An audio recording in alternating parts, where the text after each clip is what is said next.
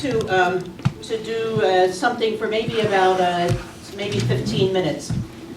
And let me just say that this conversation is happening everywhere across the United States, Canada, Australia, and Europe. Wherever religious institutes are, religious congregations, this conversation is happening about what's happening. Okay? And so what I want to share with you this afternoon, and I want to thank our associates for the fabulous, just fabulous piece of conversation you started with us this afternoon. It's absolutely fabulous. Really.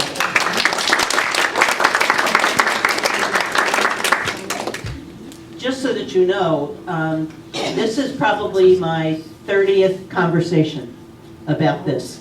Sisters and associates. So I don't say it to make myself be important, but just so you know, I'm not saying that that was really a fabulous conversation. I'm saying from 30 conversations, that was a fabulous conversation.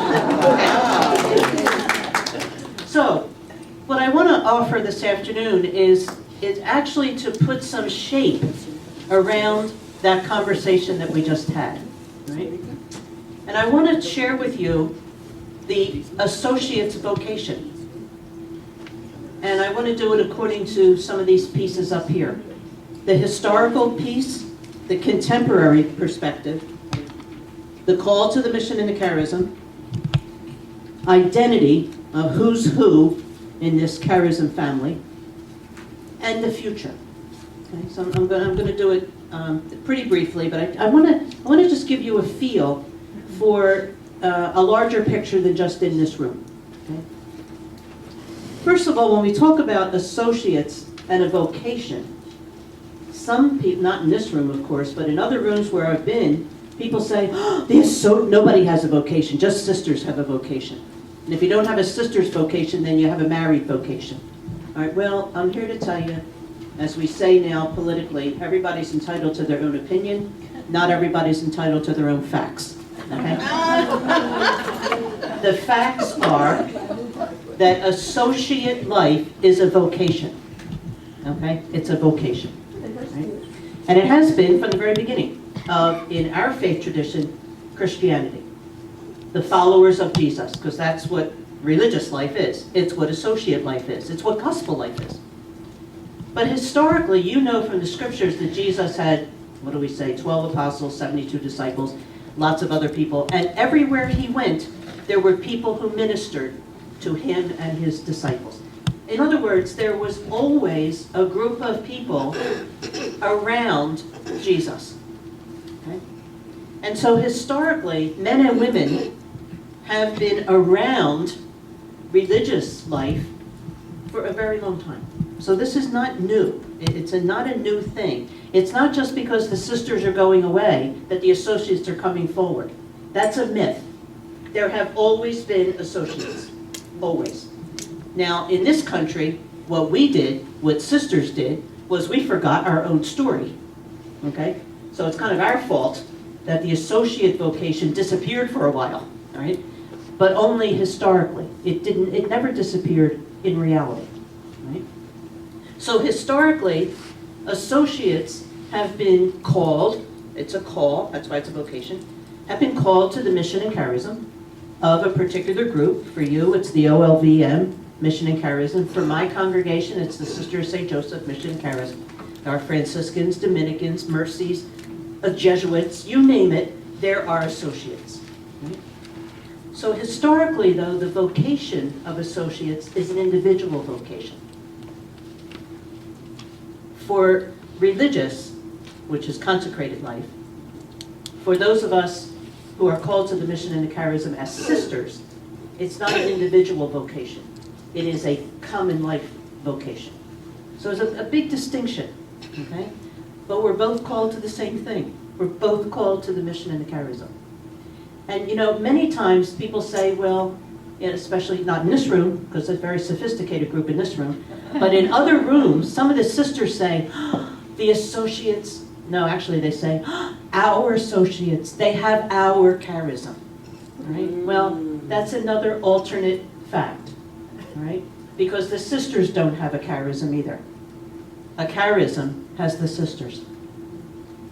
The charism is a gift, and it is given through a founder for a particular time in a particular culture, and it is then reappropriated. Okay? So the charism doesn't belong to anybody. It belongs to the world. And religious congregations hold the responsibility for it, but it's not theirs. And let me just say about this, when the last sister is gone, there are many congregations who have gone out of existence. Almost 75% of religious congregations who came into existence in the Catholic Church are gone. They don't exist anymore. But do you know that in Rome, there is an office, it's called the Congregation for Religious. It's the one that approves everybody's constitutions and so forth. Do you know that when a congregation goes out of existence, the charism of that congregation is kept? I was just going to do quotes. I'm very hesitant to do that today, too. Quotes. They keep the charism of that congregation on the books for 100 years. Because the charism doesn't belong to the congregation. It belongs to the church for the world. And so who knows what might happen with the charism. The point I'm saying here, associates and sisters, is that this notion of an associate vocation is to the mission and the charism. You're called to the mission and the charism. In the same way the sisters were called to the mission and the charism. I tell the story about myself. When I went to high school, there were 4,000 girls in my high school. Wow. Yeah, 4,000. There were 13 congregations teaching in the high school. Why did I pick the Sisters of St. Joseph? I didn't pick the Sisters of St. Joseph. I have the charism. It's a gift given to me. And it was like a magnet. When I met the Sisters of St. Joseph, bingo. I did not bingo with the Mercy Sisters or bingo with the Franciscan Sisters. So historically, what we have to get more clear about is both religious sisters, consecrated members, and associates are called to the mission and the charism. Okay, does that make sense? All right? Now, somebody mentioned, I think it was Helen, right? Yes. Helen, yes. Helen mentioned, I loved how you said NASCAR. Yeah, very good, very good. NACAR, the North American Conference of Associates and Religious. It just celebrated its 20th anniversary. It's been in existence for 20 years. And it's the United States and Canada together. And one of the things that they're helpful in offering to us is a picture of the reality. And the reality is that in the 1980s to 1996, there were about 20,000 associates in North America. In 2016, there are 56,000 associates in North America. So in a very short period of time, this associate vocation is really getting tracked. It's not that it didn't exist, but people are paying attention to it. There's now a conference for associates. It's fabulous. In the same way, the numbers of sisters, consecrated members of congregations. I'm going to say something about why that's that definition in a minute. In 2015, in the United States, there were about 49,000 sisters. The projection is that in 2025, there will be about 29,000 sisters. So you can see, without having a lot of mathematical ability, that one of the things that's happening is not that the associates are replacing the sisters. I'm going to be more clear about why that's a ridiculous sentence. It doesn't exist. It's not true, you know. But you can see where, as we prayed in that song that we listened to, "Behold, I am doing something new." God is doing something new in terms of calling people to a life, a gospel life, through the door, in this room, of the OLVM charism. God's calling people to us, to the door of the Joseph charism too. But we're all being called to the gospel, of course. So, thirdly up here, so the contemporary perspective is, simply from the numbers perspective, we see that God is doing something new. Definitely God is doing something new. And it's fabulous. It's absolutely fabulous. If you go on NACAR's website, they have the members that belong to NACAR. And every congregation that's listed, it will say, Sisters of St. Joseph of Philadelphia, Chestnut Hill, 735 vowed members and 900 and some associates. That's the case in almost every congregation. There are more sisters than associates, or more associates than sisters. See, I wanted to see if you were paying attention, and you weren't. Okay, number 3 up there, the call to the mission and the charism. I want to, I lost a chair up here. Because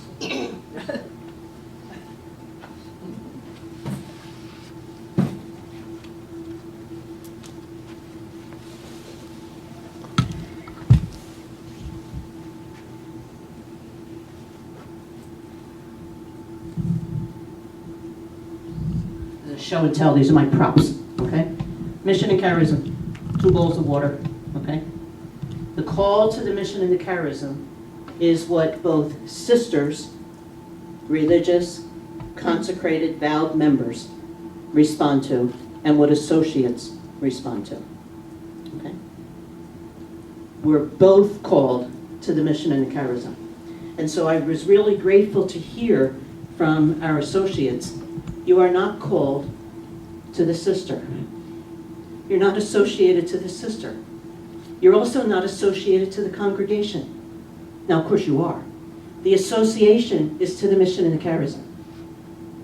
Okay? Now, how did you get here? The same way most of us got here, through a sister.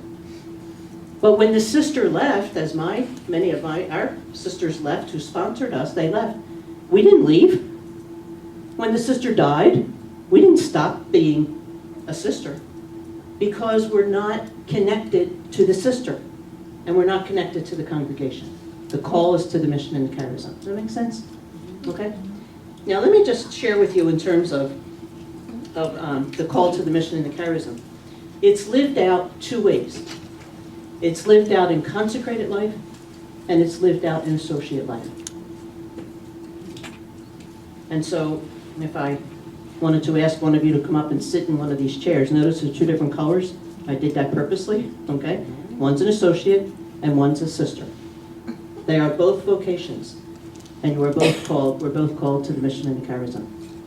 We live it out differently. When we talk about what associates are not, I'm going to share this. Associate vocation is not a club. It's not like belonging to the fitness center. Okay, it's not a club. It's not an alumni association of former members. I mean, there might be some former members, that's fine. But that's not what it's for. It's also not for wannabe sisters. Sometimes people refer to it as the associates are not the junior varsity of the sisters. You're not the second string. Okay, you're not the second string. Now, I know you don't think that, but let me tell you, a lot of people out there think that, you know. You're also not a member of the congregation. And I'll say why in a minute.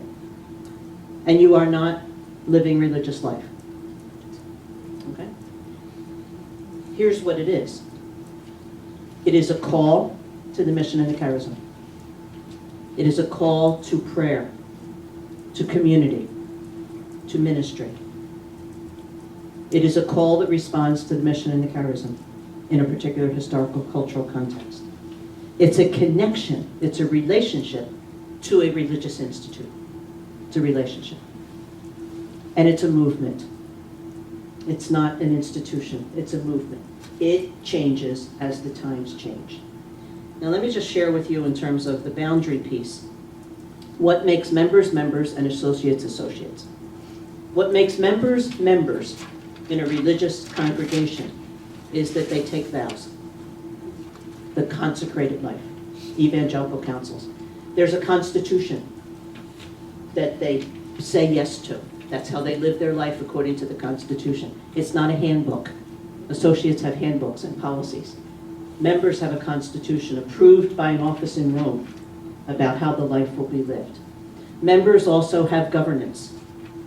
Members also have finances because they live a shared life. So the member vocation is to a shared life, a common life, a vowed life with governance, constitutions, and taking care of one another's needs. Okay? Associates may have guidelines and policies and things like that, but associates have a prayer life, a spirituality that they share in the mission and the charism, ministry and community. What both have is the mission and the charism and the spirituality of the mission and the charism. Lived out as a member and lived out as an associate. Okay? Both absolutely viable and absolutely separated from each other. Distinct. Okay? That makes sense? Everybody all right? And finally, part of the thing about boundaries here, you might hear some congregations talking about associates being co-members. I said this morning when we talked about that, there's no such thing as a co-member. For those of you in the room who have given birth to children, it's as silly as somebody asking someone, are you pregnant? And you say, well, a little bit. You know, it's ridiculous. That's how ridiculous co-member is. Because a member, at least the way the church defines it now, could it change as something new emerges? Absolutely. But for now, to be a member means permanently vowed, consecrated, constitutions, and so forth.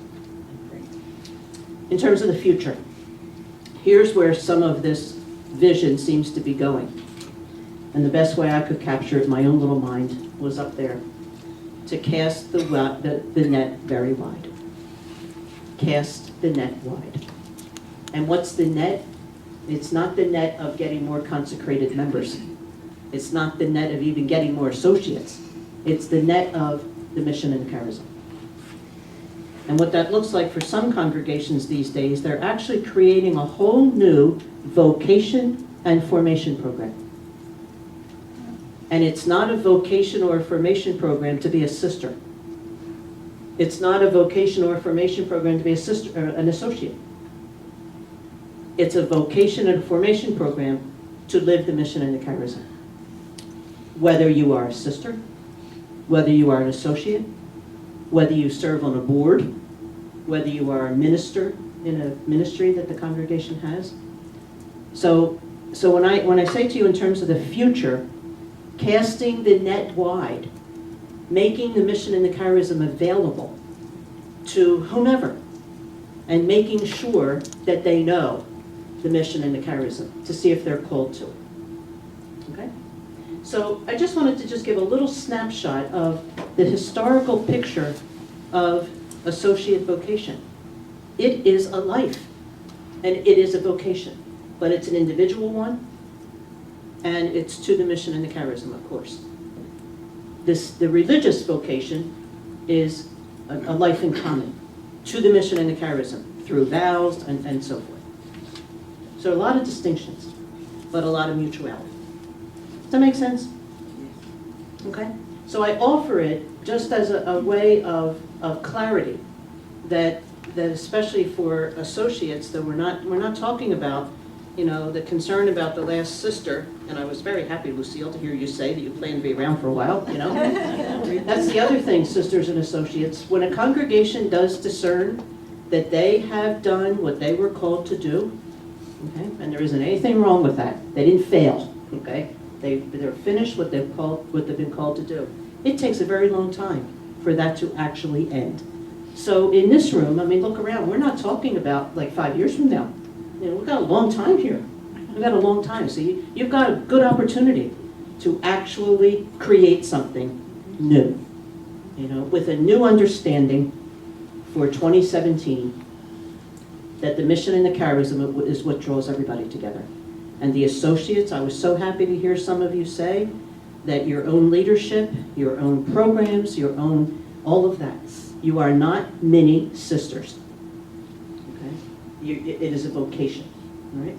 Anybody have a question before you then go to your table conversation? I hope this is helpful. This is just a picture, quick picture. Everybody all right? Question? No?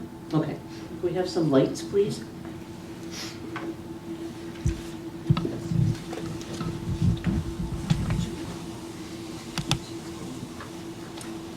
Could you give just one to each table? Thank you. So I'd like to invite you into a conversation now, together at your tables. And there are 3 questions for the conversation. One per table, yeah, your facilitator will take it.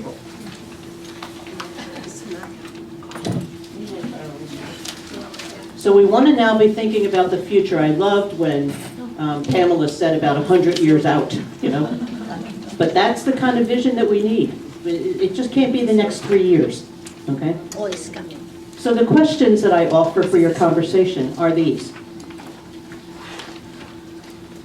What next steps do you at your table, sisters and associates together, what next steps do you think can be taken to further the OLVM mission and charism through an associate community?